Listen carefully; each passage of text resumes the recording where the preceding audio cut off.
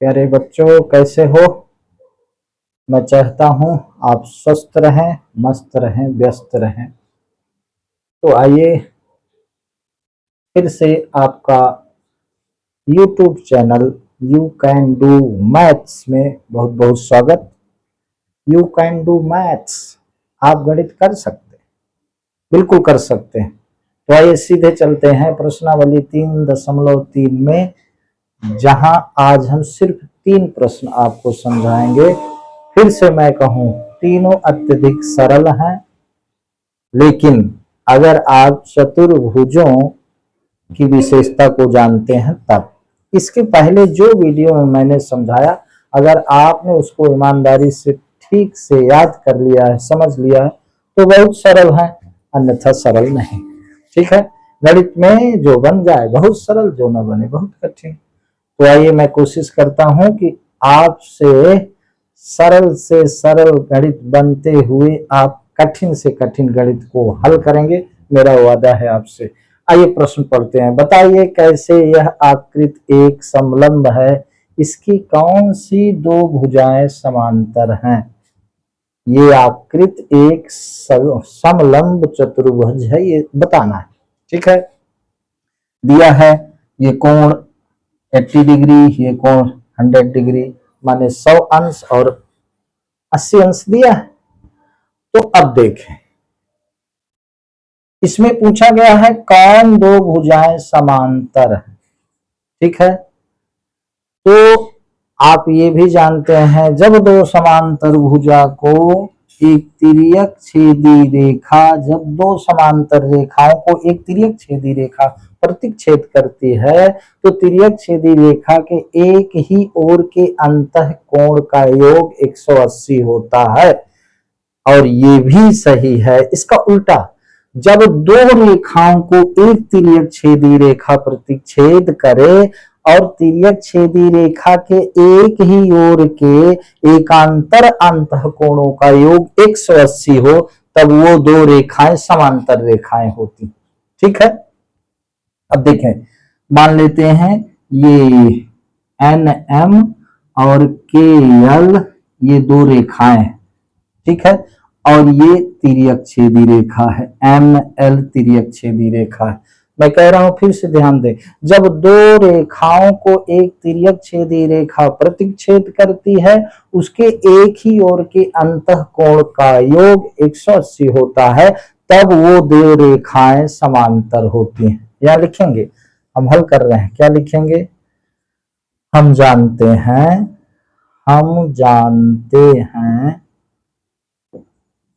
कि यदि दो रेखाओं को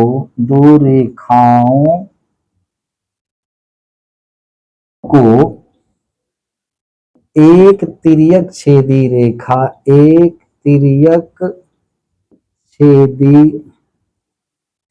रेखा प्रतिच्छेद करती है, प्रतिच्छेद करती है,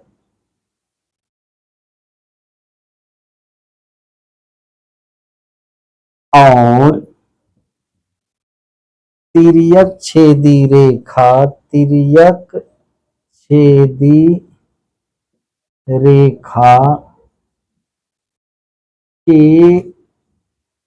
एक ही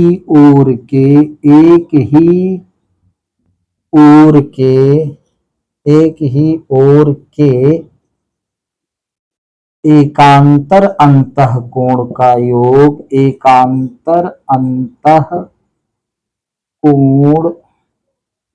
कोणों का योग 180 अंश होता है,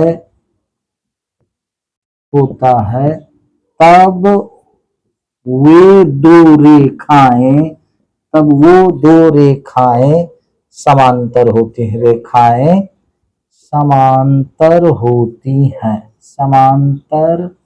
होती हैं, ये चीज आप लिखेंगे। अब आप कहेंगे सर क्या उत्तर में तो इतना सरल लिखा है, आप इतना भर लिख दिए। यही बात समझे रहिए, आगे काम आएगी। यही छोटी छोटी बात आगे चल करके फिर आपको काम आती है। क्या?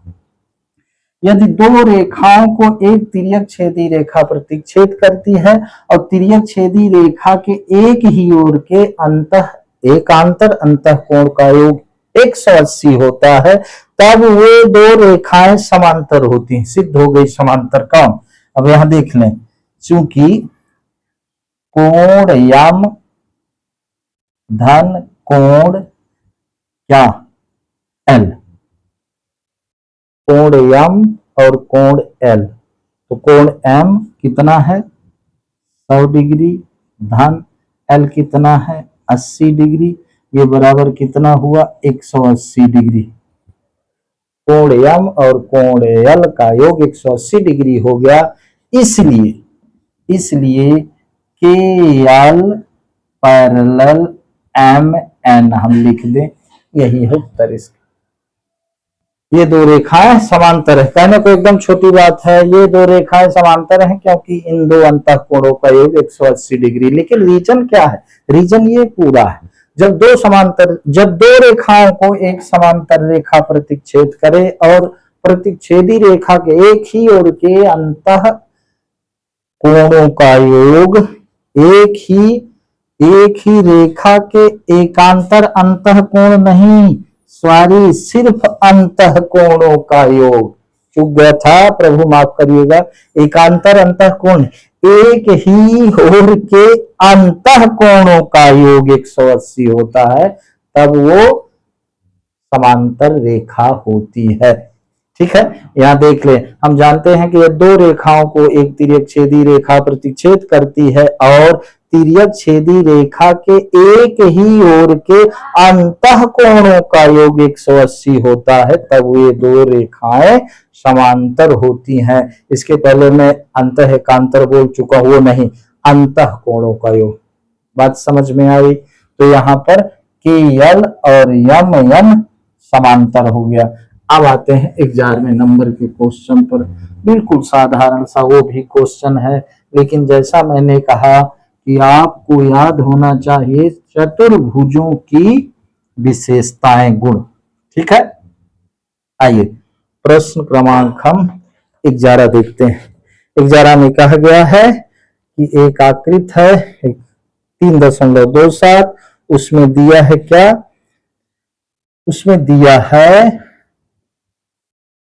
11 नंबर के क्वेश्चन में दिया है कि A B parallel DC, A B parallel DC है और ज्ञात हमको करना है, क्या? हमको ज्ञात करना है क्या? एंगल सी का माप हमको ज्ञात करना है। चित्र एकदम सिंपल है, ये आपका हो गया चित्र, ये चित्र हो गया 11 नंबर के क्वेश्चन का। यहाँ लिखा है ए बी सी और ये डी, यहाँ पर 120 माने 120 डिग्री। ठीक है, तो कौन सा कोण ज्ञात करना है? कोण सी ज्ञात करना है, कोण सी। अब इसमें दिया है A B parallel D C, A B समांतर डी सी, समांतर पैरेलल।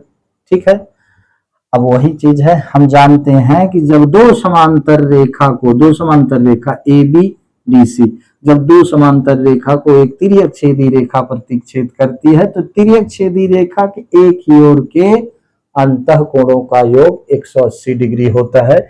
ये चीज यहीं लिख देंगे जब हम हल करेंगे। क्या लिख देंगे? हम जानते हैं,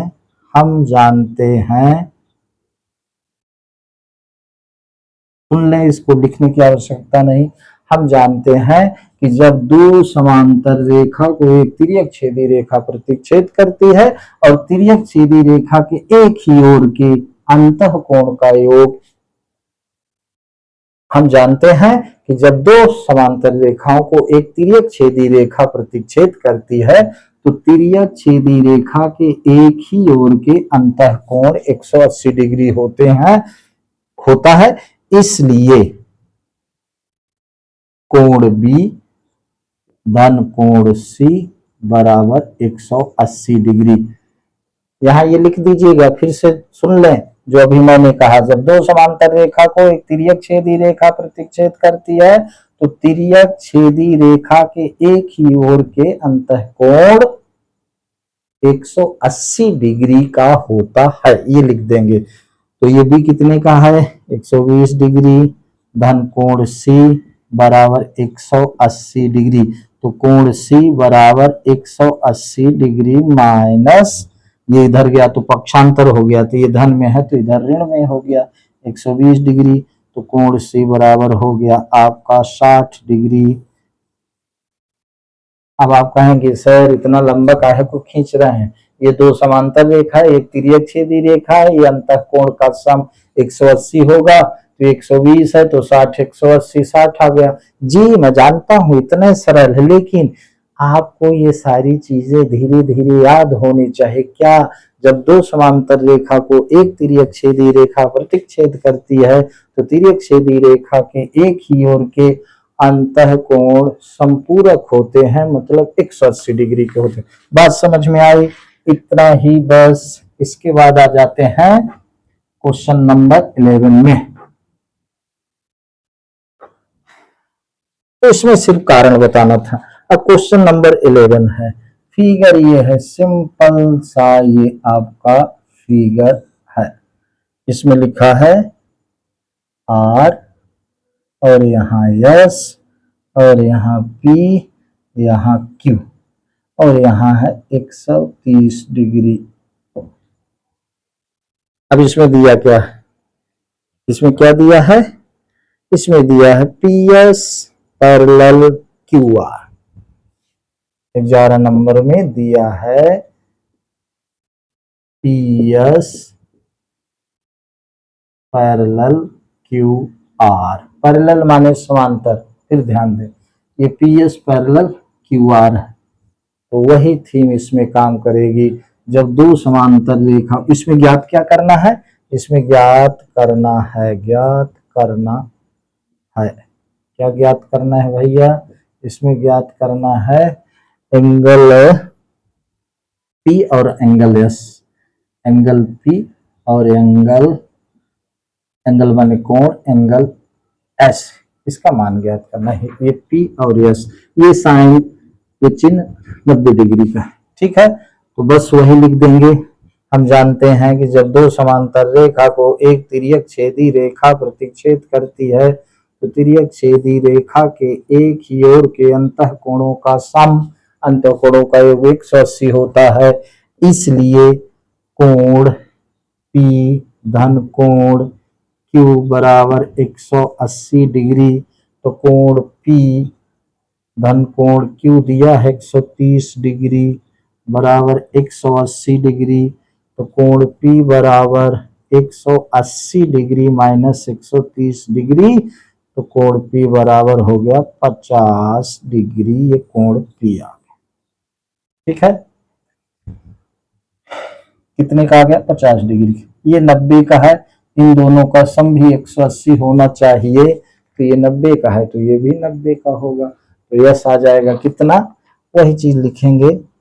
अब क्या लिखेंगे, अब कोण यस धन कोण आर बराबर भी 180 डिग्री, कोण यस धन कोण आर 90 डिग्री दिया है और ये हो गया 180 डिग्री।